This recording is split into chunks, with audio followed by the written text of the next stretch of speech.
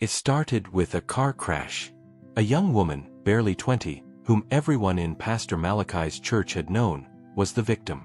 One Sunday, after Pastor Malachi laid his hands on her and declared her blessed beyond measure, she drove off to visit her family and never made it back alive. Her car flipped on a quiet road in Zalizo, bursting into flames, and she was gone. The congregation was shaken. Pastor Malachi held a vigil, urging everyone to pray for her soul, his voice heavy with sorrow. He prayed loudly and passionately, as if her loss hurt him deeply. But that was only the first of the strange deaths. A few weeks later, it was a young father of 2 who had come to Malachi for prayer after a job loss. Malachi had prayed fervently for him, promising him new beginnings. Days later, the man's house caught fire in the middle of the night, trapping him inside. His wife and children barely escaped. As the congregation mourned another loss, a pattern started to form, though most people dismissed it, not wanting to believe something so dark. Before I continue, I need to pause for just a moment. Because right now, you have a choice.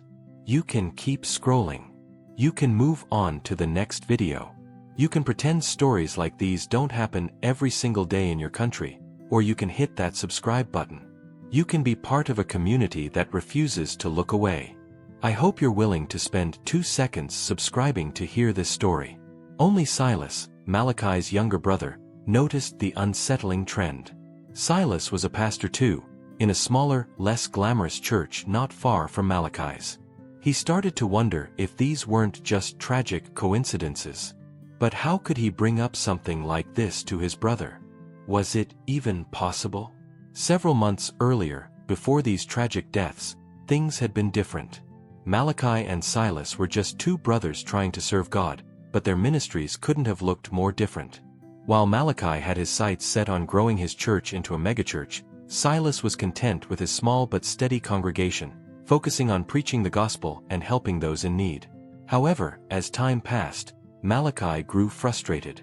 He saw his friends, men like Pastor Julian and Pastor Elias, leading churches packed with people offering praise and donations at every service.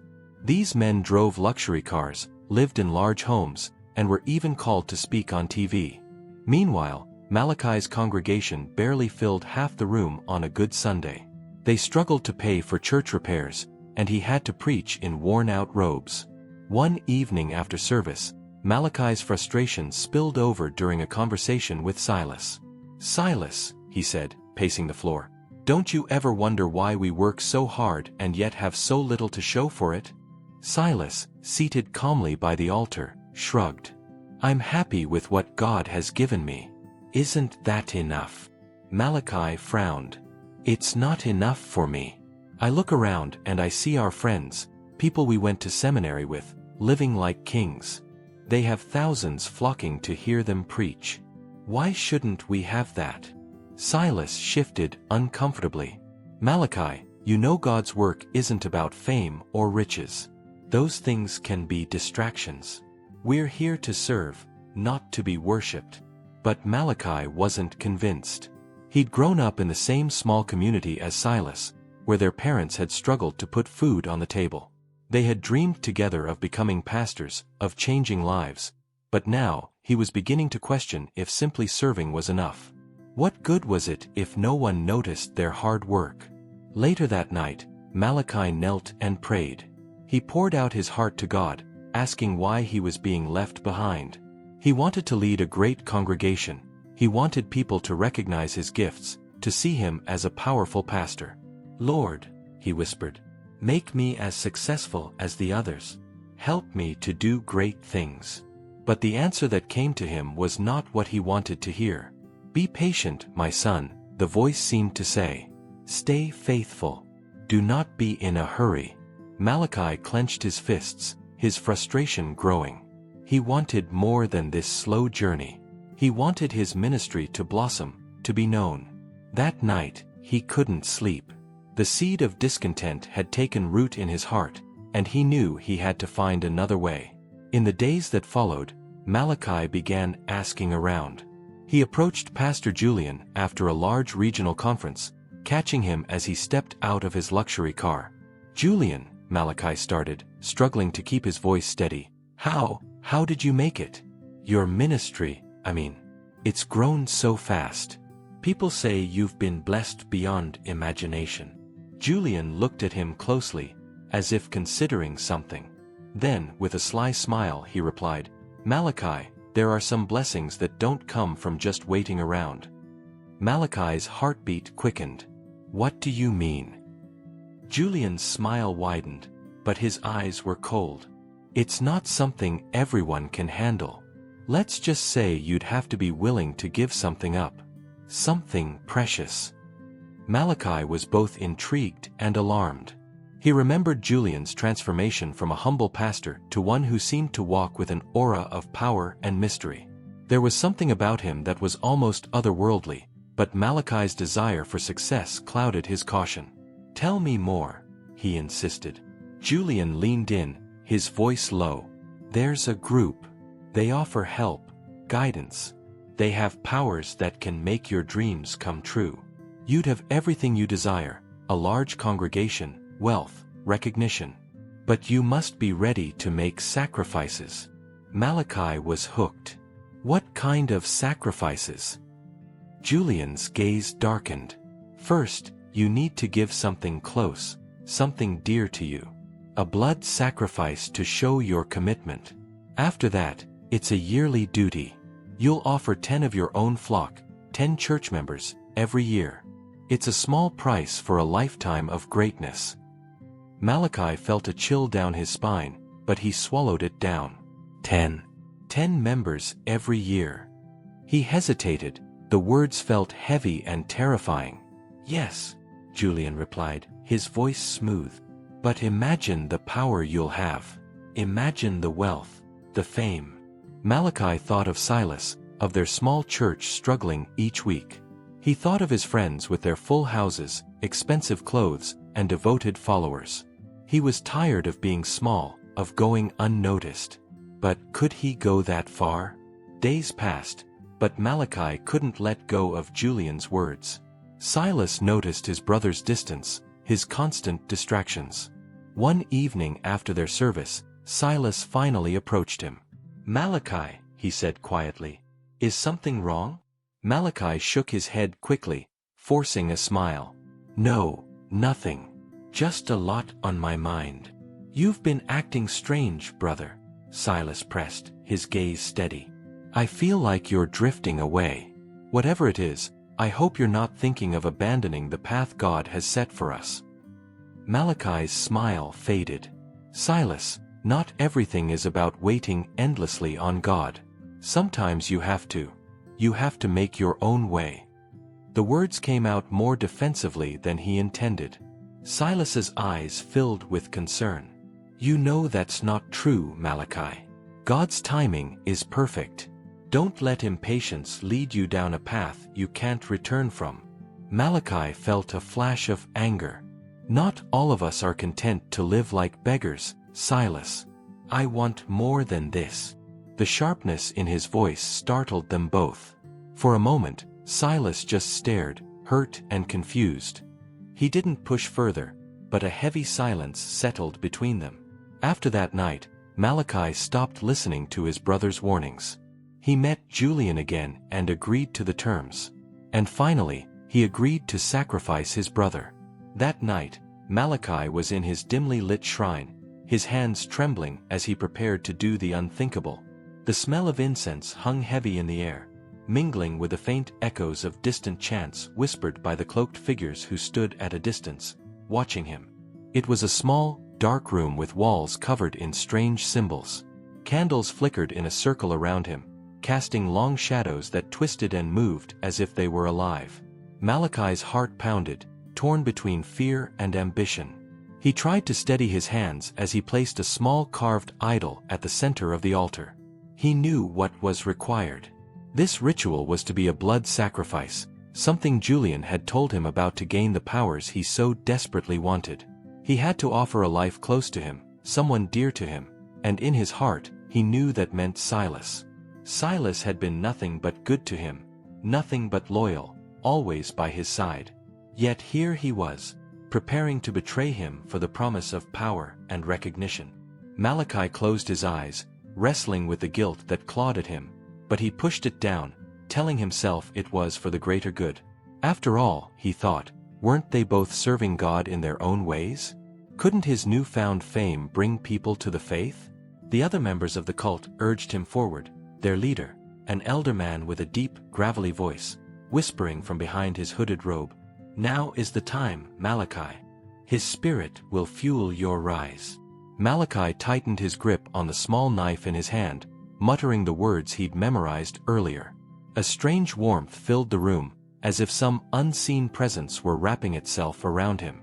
He could feel the energy, dark and alluring, urging him to take the final step.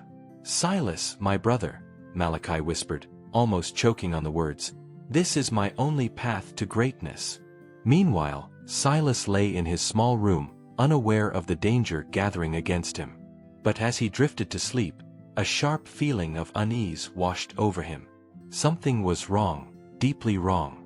He could feel it, a prickling fear that crept up his spine. And without understanding why, he sat up in bed, his heart racing. "Silas," he whispered to himself, "get up and pray." It was a strange urge, but he had always trusted the Spirit's guidance. He knelt by his bed, pressing his hands together tightly, and began to pray. At first, he didn't know what to say, so he simply asked God to cover him and his family, to protect them from any harm. But as he prayed, the image of his brother's face appeared in his mind, and a deep sorrow filled his heart. "Lord," he prayed, "whatever is going on, protect Malachi. Protect me. Cover us with your blood. Shield us from any attack." As he spoke, his voice grew stronger, his faith pushing back against the dark feeling in his chest. He could feel something, an unseen resistance, almost as if he were in the middle of a battle. He prayed with even greater fervor, calling on God's power to shield him from any forces that might be lurking in the darkness. Back at the shrine, Malachi was unaware of Silas's prayers. His voice cracked as he repeated the final incantation. But just as he was about to drive the knife into the effigy representing Silas, a powerful jolt of energy erupted, sending him staggering back. He stumbled, gasping for breath, as if an invisible wall had risen between him and the altar. What's happening?" he asked, looking at the cult elder in confusion. The elder narrowed his eyes, his voice now harsh. "Someone is blocking the ritual. His spirit is resisting, protected by something powerful." Malachi's face twisted in frustration. "No. This must happen. I need this to happen." He tried again, summoning all his energy, gripping the knife so hard his knuckles turned white. But each time he attempted to complete the ritual, he was thrown back as if an unseen force shielded Silas from his reach. "Impossible," the elder muttered. "He is covered in prayer." The other cult members murmured in frustration, but the elder signaled for them to be silent. "This is not the end. If you cannot offer your brother's soul," he said, his voice a harsh whisper, "there are other options. But the sacrifice must be made soon." Malachi's mind raced, desperate for a solution. He remembered his parents. Their once strong faith had waned over the years, and they were now elderly and fragile. He knew they still prayed, but their strength was not what it used to be. If Silas was protected, perhaps his parents wouldn't be. After a long, heavy silence, he nodded. "I'll do it. I'll use them." The elder nodded approvingly. "Prepare yourself. Their spirits will open doors you cannot imagine." The next morning, Malachi struggled to meet Silas's gaze. His brother had greeted him with warmth, completely unaware of what had transpired. Silas had the same trusting, open smile as always, and Malachi felt a pang of guilt so sharp it almost stopped him from going through with his plan. Almost. Silas patted him on the shoulder. "Are you all right, Malachi? You look tired." Malachi forced a smile. "Just a long night, that's all." He quickly looked away, feeling the weight of his lies. He couldn't bring himself to face Silas's eyes for long, afraid his guilt would show. That evening, under the cover of darkness, he returned to the shrine. He placed items that belonged to their parents, a strand of his mother's hair, an old handkerchief of his father's, on the altar, following the ritual instructions. His hands trembled, but he pushed down his feelings, focusing on the promise of power, of fame, and of finally escaping the shadow he felt had held him back. This time, there was no resistance. The ritual proceeded smoothly, and as he finished, a strange calm settled over him. He felt stronger, more sure of himself, as if some invisible weight had lifted from his shoulders. In his heart, he knew his parents would not live to see another day. When the news came the following morning, Silas was shattered. Their parents had both passed away in their sleep, suddenly and without any warning the doctors could find. They called it a tragic coincidence. But Silas didn't believe in coincidence, not like this. In his grief, Silas turned to Malachi, expecting to find the same heartbreak in his brother's eyes. But to his shock, Malachi was calm, almost detached, offering a few words of comfort before quickly leaving to prepare for the next service. The funeral was quiet, attended by only a few family friends and church members. Silas was devastated, his heart broken, but even in his pain, he couldn't shake the feeling that something dark was happening beneath the surface, something he didn't yet understand. The transformation in Malachi's life after his parents' death was swift and unmistakable. Within weeks, his church began to grow, filling with people drawn to his powerful sermons and miraculous healings. He laid hands on the sick, and they claimed to be healed. People came with burdens, and he lifted them with a single prayer. His fame spread quickly, and soon he was the pastor everyone wanted to see, the man with a supposed gift that seemed almost too good to be true. Silas watched from a distance, both worried and confused. He knew his brother's church was flourishing, but every time he tried to approach Malachi, security guards or assistants blocked his way. His own brother, once so close, now seemed like a stranger behind a wall of power and fame. As months passed, Malachi's life transformed entirely. He married a beautiful woman from the congregation, bought a luxurious home, and drove expensive cars. People praised him, calling him a man of faith, a healer, a miracle worker. Malachi drank in the admiration, each success driving him further down the path he'd chosen. But Silas couldn't shake the feeling that something dark lay at the heart of it all. And then the mysterious deaths began. One by one, members of Malachi's congregation started dying under strange circumstances. Each one had recently received prayer or healing from Malachi, and each one had died suddenly. One in a car accident, another in a fire, another from an unexplained illness. It was as if a shadow followed Malachi's miracles, taking lives wherever he went. Silas watched helplessly, unable to ignore the pattern. He knew Malachi had changed, but he couldn't understand why or how. He prayed night after night, asking God for answers, for a way to reach his brother before it was too late. And yet, Malachi seemed oblivious to the trail of death that followed him. To him, it was a small price for the success he had gained. He pushed aside any guilt, telling himself that these tragedies were out of his hands. After all, wasn't he bringing people closer to God? Didn't his miracles prove that he was chosen, special, meant for greatness? The deaths became whispers among the congregation, quiet murmurs that something was not right. But Malachi's fame protected him. No one dared to question the man who seemed to walk with divine power. As the year neared its end, Malachi knew he had one more task, one final sacrifice to meet the cult's requirement and renew his power for the coming year. He began scanning his congregation, identifying potential victims. To him, they were just numbers, a necessary step in maintaining his strength and reputation.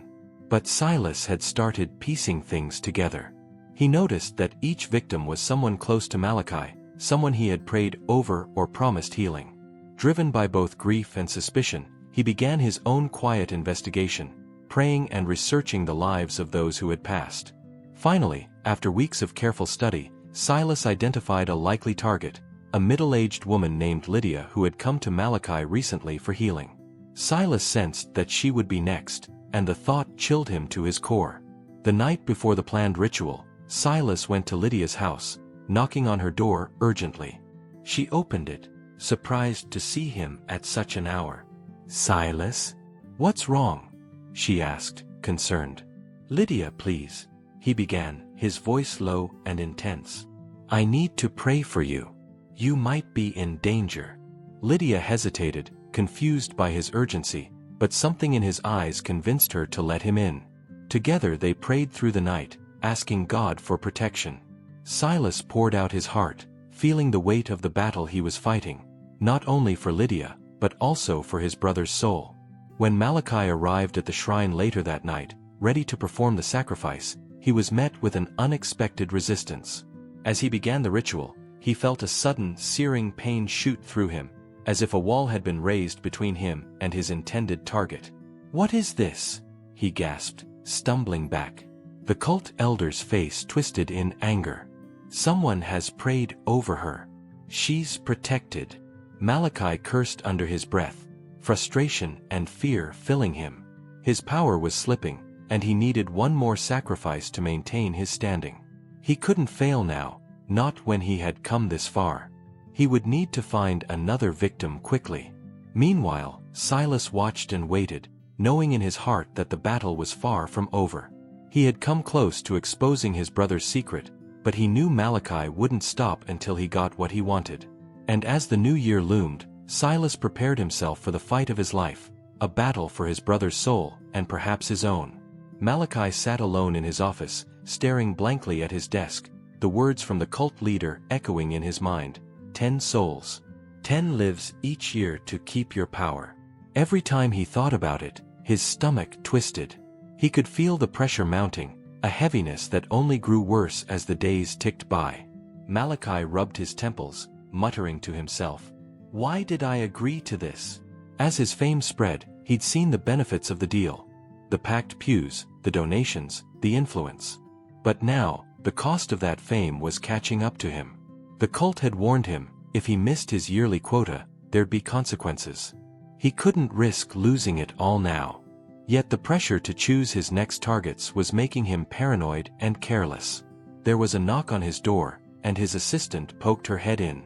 "Pastor Malachi, you have visitors from Pastor Julian's group. They said it's urgent." Malachi's face tightened, but he forced a calm expression. "Send them in." 3 men walked in, dressed in plain dark clothes. Though they didn't look threatening, their faces were cold and expressionless. One of them, a tall man with a deep voice, broke the silence. "Pastor Malachi, you're running out of time." Malachi nodded stiffly, trying to appear confident. "I know.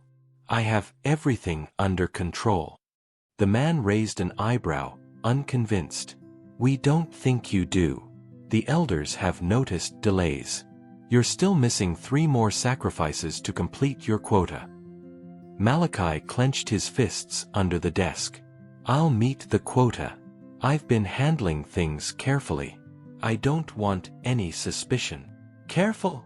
The man scoffed, a hint of a smirk crossing his face. "We didn't bring you into this for you to be careful. We brought you in to get results.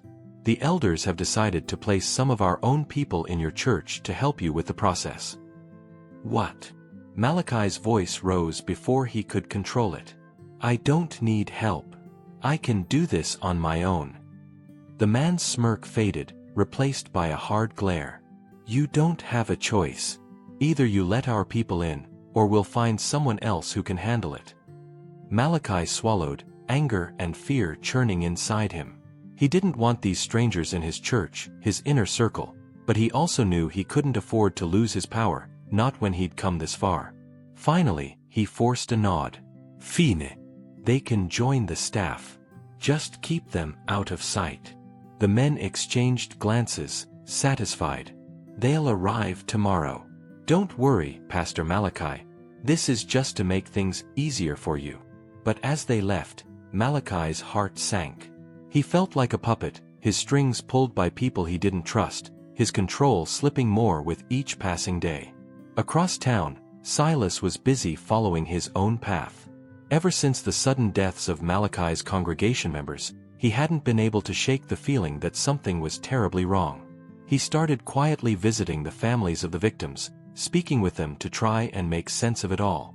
One afternoon, Silas sat down with Chisholm, the husband of one of Malachi's most recent miracle cases who died suddenly in a fire. Silas leaned forward, his voice gentle but determined. "Chisholm, can you tell me, Did your wife mention anything unusual after Pastor Malachi's prayer? Chisholm looked down, his hands twisting in his lap. She was so happy at first. She believed she'd been healed, that God had really touched her through Malachi. He paused, swallowing hard. But then a few days later, she started feeling strange. She said it was like something was following her. Silas's heart tightened. Did she say what she meant? Chisholm shook his head, his face pale. She just said she felt cold all the time, even in the sun. And then that night. His voice broke, tears filling his eyes. I don't understand, Pastor Silas. Why would God heal her only to let her die like that? Silas took a deep breath, feeling his anger and sadness mix. He placed a comforting hand on Chisholm's shoulder. I'm so sorry, Chisholm. I wish I had answers, but I promise I'll keep looking until I understand what's happening. Leaving Chisholm's house, Silas felt the weight of his suspicions grow heavier. It didn't make sense. Why would people supposedly healed by Malachi end up dying so mysteriously? And why was there always this strange feeling of dread around his brother's church? That night, Silas knelt by his bed, praying for guidance. Lord, please show me what's going on. If there's darkness here, help me to see it clearly. As he prayed, an image flashed in his mind, an old, worn building on the edge of town, hidden away. Silas gasped, realizing he'd seen that place before. It was a run-down shed behind Malachi's house. He hadn't thought much of it in the past, but now, something about it felt important. Could that be where Malachi? Silas whispered to himself. He knew he had to find out. The next day, Malachi was busy with his new staff. The cult members had arrived as promised, blending in with the rest of the church workers. Malachi felt uneasy around them. They moved silently, spoke little, and carried an air of darkness that he couldn't ignore. But there was one man, Cain, who seemed to be their leader within the group. Cain had a way of watching Malachi, his eyes piercing as if he could see every doubt, every weakness. During a quiet moment, Cain approached him. Pastor Malachi, I hear you're struggling to find more sacrifices. Malachi stiffened, glancing around to make sure no one was listening. I don't need any reminders, Cain. I'll handle it. Cain gave a slow, mocking smile. The elders don't want promises, they want results. You've already disappointed them once by failing to offer your brother. Don't fail again. Malachi's jaw clenched. My brother is not part of this. I told you, I won't harm him. Cain shrugged, as if Malachi's loyalty to Silas was just a foolish whim. Suit yourself. But remember, the cult's patience has limits. If you can't deliver, they'll find someone else who can. And that won't end well for you. Malachi forced himself to stay calm, but inside, panic was rising. He knew Cain was right. If he didn't complete his sacrifices, he'd lose everything, and maybe more. That night, Silas made his way to the shed he'd seen in his vision. It was late, and the streets were quiet as he slipped past Malachi's house, moving through the shadows until he reached the back of the property. The shed was dark and quiet, but Silas could feel an ominous presence around it. He took a deep breath, whispering a quick prayer for protection, and slowly pushed open the door. Inside, the smell of burnt incense filled his nose, and he saw strange symbols scrawled on the walls, symbols he didn't recognize. At the center of the floor lay an altar covered with dark stains that looked suspiciously like dried blood. Silas's stomach turned. What has Malachi gotten himself into? He reached for a small charm lying on the altar, a charm he knew Malachi's wife had once worn. The realization hit him like a blow. Malachi had made a pact, a dark one that required blood sacrifice and the deaths of innocent people. Silas stumbled back, his mind racing. He had suspected something was wrong, but this was beyond anything he'd imagined. Leaving the shed, he knew he had to confront Malachi, but not without a plan. He needed to stop his brother before he caused more harm, but he also knew that this wasn't just about Malachi anymore. The cult had its claws in him, and they wouldn't let him go easily. The next Sunday, Malachi preached with a new intensity. His sermons were louder, his words more forceful, and his gaze sharper as he scanned the congregation, looking for his next target. The cult members had told him to condition his followers for sacrifice, to subtly prepare them for the idea that loyalty to the church sometimes required giving everything. "We are called to be loyal, my friends." Malachi's voice echoed through the hall. "Loyalty and sacrifice. That is the foundation of true faith." The congregation murmured in agreement, their faces bright with faith. But Silas, sitting in the back pew, listened with a heavy heart, recognizing the manipulation in his brother's words. After the service, Silas waited for the crowd to thin out before approaching Malachi. "Brother," he called softly, approaching him at the pulpit. Malachi turned, surprise flashing in his eyes before he quickly masked it. "Silas? What are you doing here?" Silas kept his voice low, his gaze steady. "I know about the shed. I know what you're doing, Malachi." Malachi's face paled, but he forced a smile. "I don't know what you're talking about. Don't lie to me." Silas's voice was firm, his disappointment clear. "I saw the altar. I know you're making sacrifices. Tell me the truth. Why are you doing this?" Malachi's calm facade cracked, and his eyes filled with anger. "Silas, you don't understand. This is bigger than both of us. I've been blessed with power, influence.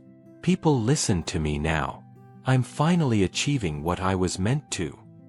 "At what cost, Malachi?" Silas shot back. "Look around you. People are dying. Innocent people. And for what? Fame? Money?" Malachi's face hardened. "You don't get it. You never did. This is my calling, Silas. My destiny.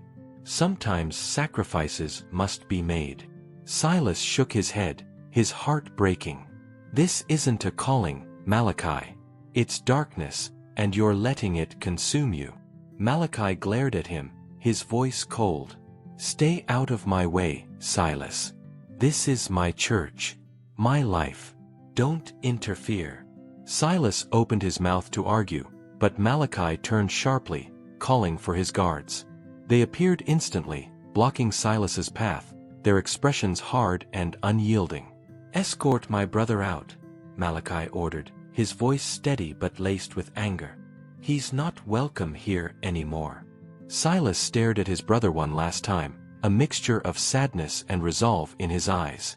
"I'll be praying for you, Malachi. Even if you've given up on yourself, I won't."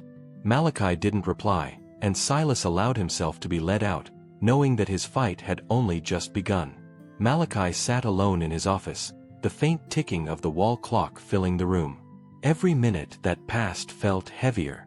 His heart pounded and his mind raced. He had never felt so trapped. "Pastor Malachi," a voice called from the doorway. It was Cain, the cult member who had become his assistant, if you could call it that.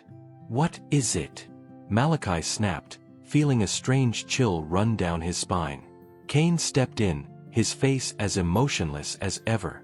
"The elders are waiting for a report, Pastor. They are concerned about your delays." Malachi clenched his fists. "I know what they want. I'm working on it." Cain's mouth twitched slightly, a smirk barely hiding behind his straight face. "Working on it isn't enough. They expect results, Malachi. You're running out of time." Malachi forced himself to keep calm, even though every nerve in his body wanted to throw Cain out. He couldn't risk angering the cult, not now, not when they were watching his every move. "Tell the elders I have everything under control." "I'll meet the quota," Malachi said, each word slow and controlled. Cain's smirk grew. "I hope you do. Otherwise, Pastor, they will handle this their own way. And trust me, you don't want that." He glanced at Malachi one more time before disappearing out the door. The second he was alone again, Malachi slumped into his chair, his mind swirling. He needed 3 more sacrifices. Just 3. Yet it felt like the weight of the world was pressing down on him. If he failed, he knew the cult would destroy him without a second thought. He picked up his phone and dialed Sarah's number, one of his most loyal followers. She'd been a regular at the church for years, always trusting him, always following his every word. "Hello, Pastor?" Sarah's warm voice came through. "Is everything all right?" "Yes, Sarah, everything is fine," he said, forcing a warmth he didn't feel. I wanted to see if you could come to the church tonight. I'd like to pray with you privately." "Oh, Pastor, I'd be honored," she replied, her voice full of joy. "Good," Malachi said, his voice soft. "I'll see you then." As he hung up, a pang of guilt hit him sharper than before. He had known Sarah for years. She trusted him. She didn't deserve this. But he reminded himself what was at stake. "It's either her life or mine," he thought grimly. Across town, Silas was in his small living room, surrounded by a handful of people.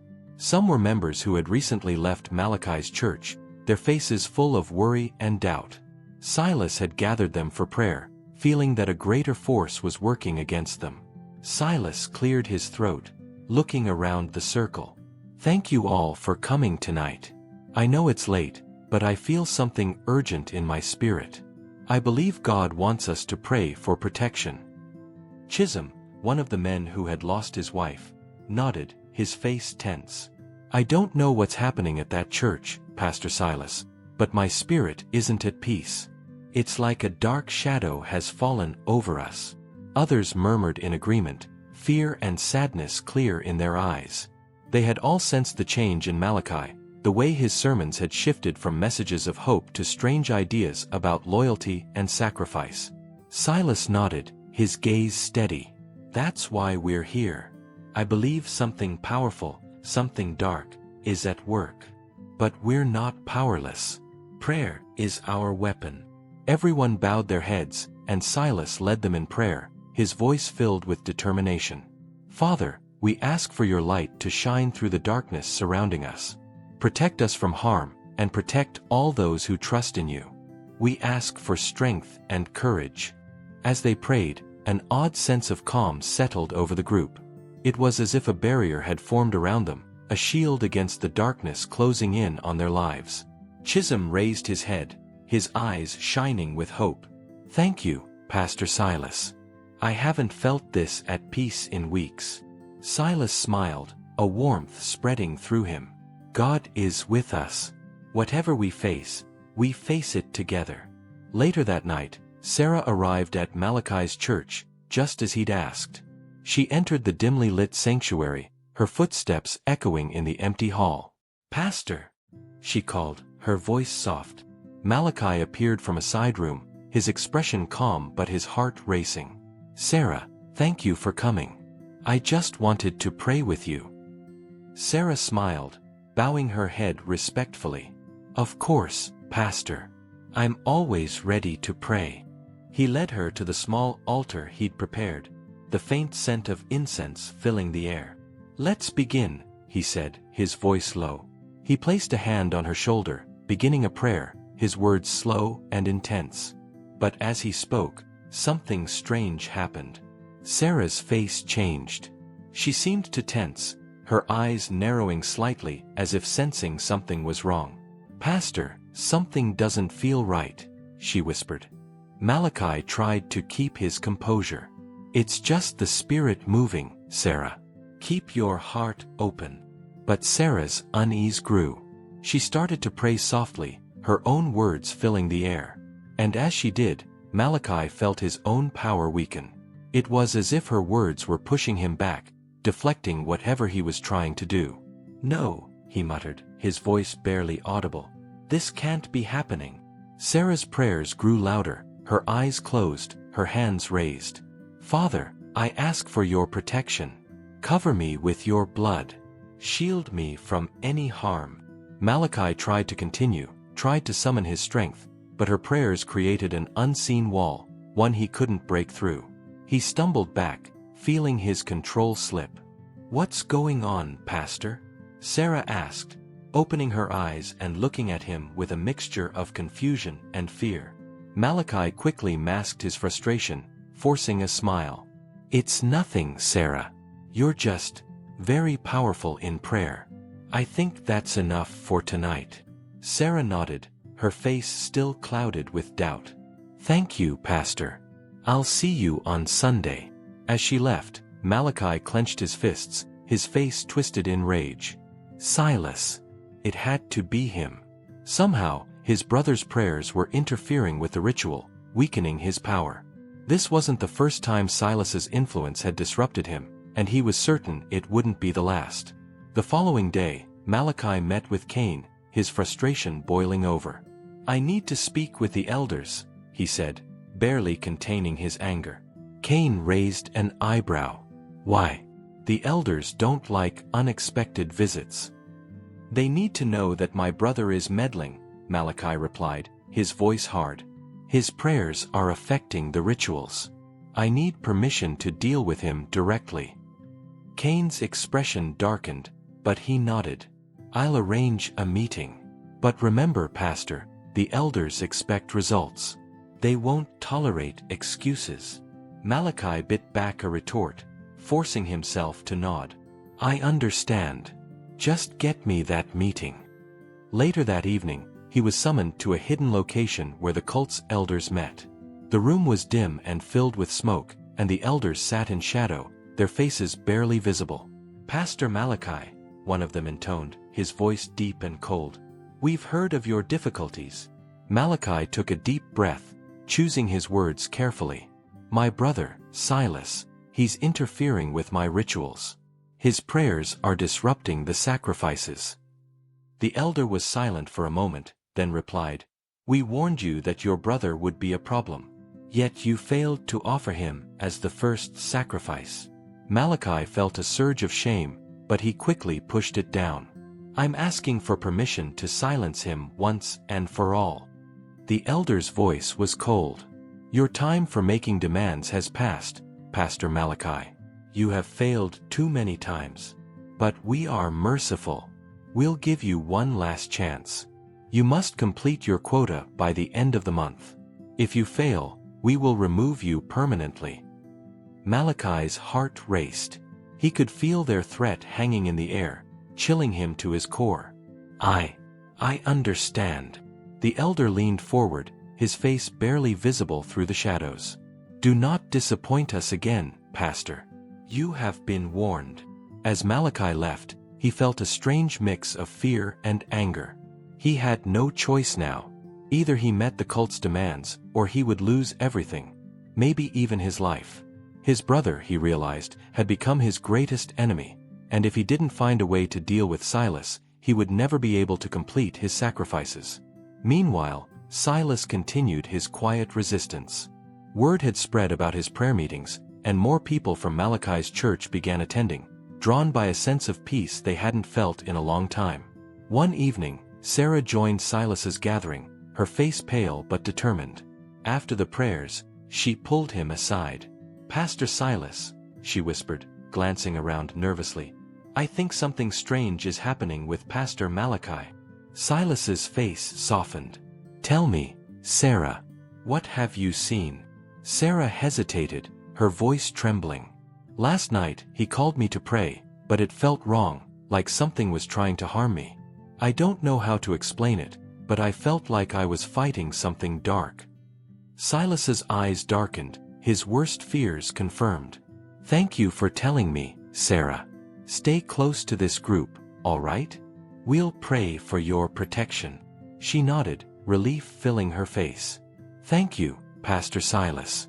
I knew I could trust you. As she left, Silas felt a sense of urgency growing within him. Malachi was no longer just making strange choices, he was putting lives at risk. Silas knew he couldn't stay silent any longer. His brother needed help, but he feared it might be too late to save him. Malachi, meanwhile, sat alone in his darkened office, feeling the walls close in. He'd come too far to turn back now, but the cost was growing heavier each day. His mind drifted back to his and Silas's early days in ministry, how they dreamed of changing lives together. How had things turned so wrong? He shook his head, clearing the thoughts. There was no room for regret now. The cult had made it clear, either he delivered his sacrifices, or they would take everything from him. He could not afford any more delays, and he certainly couldn't let Silas stand in his way. But in the back of his mind, a quiet voice reminded him of the path he'd chosen, the darkness he'd embraced. For a brief moment, he wondered if it was too late to walk away, but that thought vanished as quickly as it had come, replaced by the burning desire to hold on to his power, no matter the cost.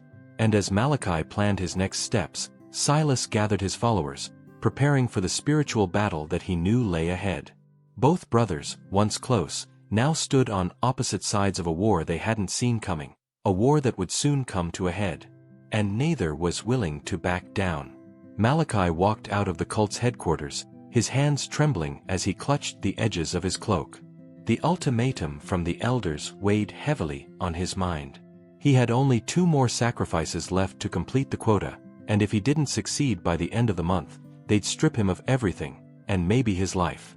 He was pacing in his office when Cain entered, his footsteps quiet yet firm. "Pastor Malachi," Cain began, his voice calm, "the elders want to know your progress."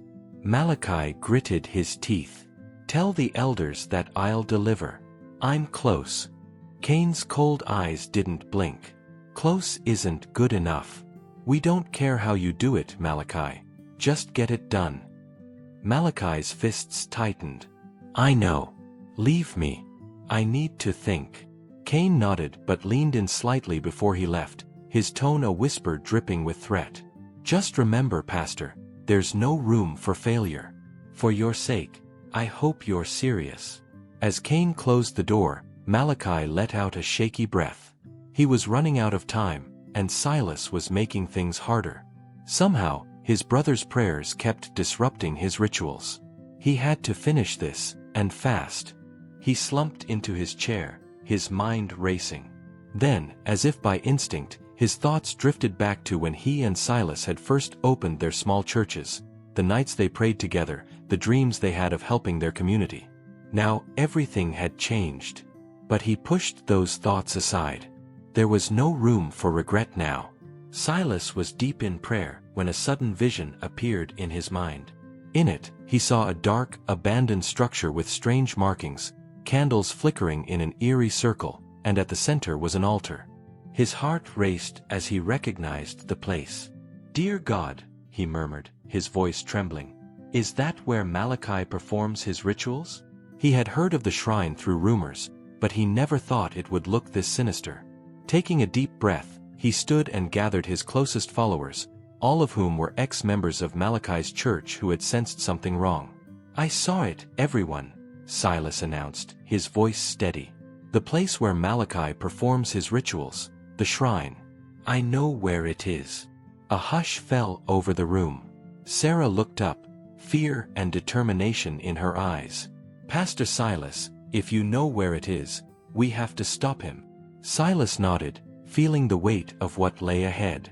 "Yes, but it won't be easy. We'll need strength, courage, and prayer." Chisholm, the widower, clenched his fists. "If Malachi is truly behind all this, I won't just stand by and watch anymore. I'll help you, Pastor. We can't let him hurt anyone else." Silas's heart warmed at their commitment, and he nodded. "We'll go together. But first, we must pray. We need all the protection we can get." That night, as Malachi prepared for his final sacrifices, he felt a strange chill, a sense that something was drawing closer, like a storm about to break. He was in his office when one of his new assistants knocked on the door. Malachi barely recognized this man, one of Cain's people who had been planted in his church as an extra set of eyes and ears. "Pastor Malachi, we have news," the man said, his voice steady and cold. "What is it?" Malachi asked, trying to hide his irritation. The man stepped inside, closing the door behind him. "Your brother. He's gathering people, preparing to come here. He knows about the shrine." Malachi's heart skipped. "How?" he hissed, gripping the edge of his desk. "How could he know? Your brother is resilient. His prayers are strong. It's as if something is guiding him," the man replied. Malachi's eyes narrowed. "I'll handle him myself. He thinks he can interfere, but he doesn't understand the power I have. Be careful, Pastor. The elders won't tolerate any more delays, the man reminded him before turning and leaving the room. Malachi took a deep breath, feeling a strange, simmering anger toward Silas. His brother had always been there, always pushing his faith, always standing in his way. It was time to end this. Meanwhile, Silas gathered his group in the small clearing near the town's edge. It was late, and the night air was cold, thick with tension. Each face was set with determination, though fear lingered in their eyes. "Silas," Sarah said softly, "are you sure we're ready for this?" Silas nodded, a calm yet fierce look in his eyes. "I know the risk, Sarah. But God has shown us the way. We have to trust that He'll protect us." Chisholm stepped forward, his voice steady. "Whatever happens, Pastor, we're with you." Silas took a deep breath, feeling the strength of their support. "Then let's go. We have to reach the shrine before Malachi tries anything tonight." As they made their way through the darkened streets, Silas kept praying silently, asking for guidance, for strength. Every step brought them closer to the heart of the battle, a confrontation that felt as much spiritual as physical. Back at the shrine, Malachi was already preparing. The candles were lit, casting eerie shadows across the room. He paced, muttering incantations under his breath, ready to perform the final sacrifices that would secure his power. Suddenly, he felt a strange surge, as if something was approaching. He stopped, his breath catching.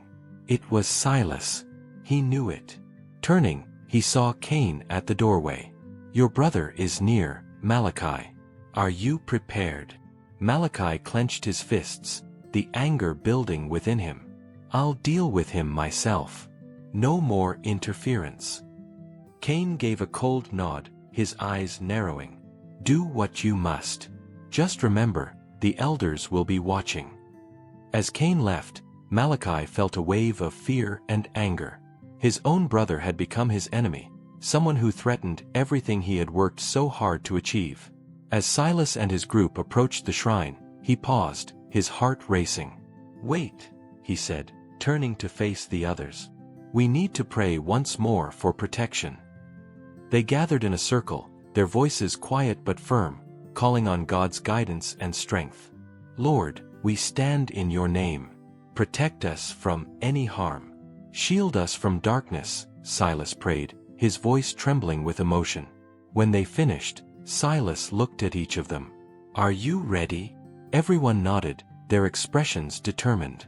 The shrine loomed ahead, hidden among the trees, dark and silent. Silas felt a shiver run down his spine as they approached. The air was thick, heavy, almost suffocating. Silas reached for the door and pushed it open, revealing the dimly lit room with symbols drawn on the walls and an altar at the center. The candles cast long shadows. And there, standing by the altar, was Malachi. "Malachi," Silas said, his voice steady but filled with sorrow. "It doesn't have to end like this. Come with us. Leave this darkness behind." Malachi's eyes narrowed, a sneer forming on his lips. "You don't understand anything, Silas. You never did." "I understand more than you think," Silas replied. "I know about the sacrifices, the deaths. You've gone too far, Malachi. This isn't God's path." Malachi's face twisted with rage. "Don't you dare lecture me about God. You've always looked down on me, always tried to be the better brother. But look around, I have power, influence. People respect me." "Respect built on fear and lies," Silas shot back. "Malachi, this isn't you. You don't need this power. Come back to the truth, Malachi." Malachi laughed, a cold, bitter sound. "The truth. The truth is that power is all that matters. Faith, prayer. Those are the tools of the weak. I am beyond that now." Chisholm, unable to hold back, stepped forward. "People are dying because of you, Pastor Malachi. My wife is dead because of you." Malachi's face darkened, but he didn't respond. Silas took a step forward, his hand outstretched. "Please, Brother, it's not too late. We can leave here. Start over. Malachi's eyes flickered, a hint of something, regret, perhaps, crossing his face. But it vanished quickly, replaced by cold determination. Leave? And give up everything?